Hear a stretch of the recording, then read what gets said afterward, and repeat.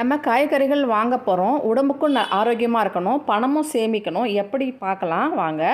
இப்போ வந்து காய்கறிகள் நான் சந்தைக்கு போய் வாங்குங்க அப்படின்னு ஏன் சொல்கிறேன்னா, அங்கே தான் வந்து நம்மளுக்கு நாட்டு காய்கறிகள் அப்படின்றது கிடைக்கும்.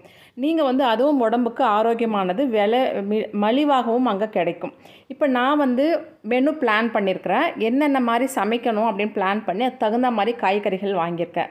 இந்த சுரக்காய் வாங்குறவங்க அப்படின்றவங்க நகத்தில் இப்படி கிள்ளுனீங்கன்னா அது வந்து எலசா இருக்கும் உள்ளே போச்சுன்னா. அதுக்கப்புறம் இந்த மேலே இருக்கும் காம்பு பகுதியை கட் பண்ணிவிட்டு வச்சுட்டிங்கன்னா உங்களுக்கு 2-3 நாள் அளவு கூட உங்களுக்கு அந்த சுரக்காய் முத்தாது அப்படியே இருக்கும் அப்படின்னு சொல்லுவாங்க. அந்த மாதிரி நீங்கள் எடுத்து ஸ்டோர் பண்ணி வச்சுக்கலாம்.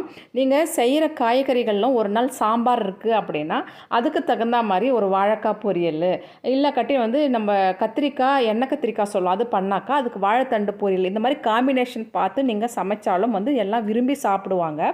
அதுக்கப்புறமா காய்கறிகள் வந்து எல்லாம் வாங்கி வச்சு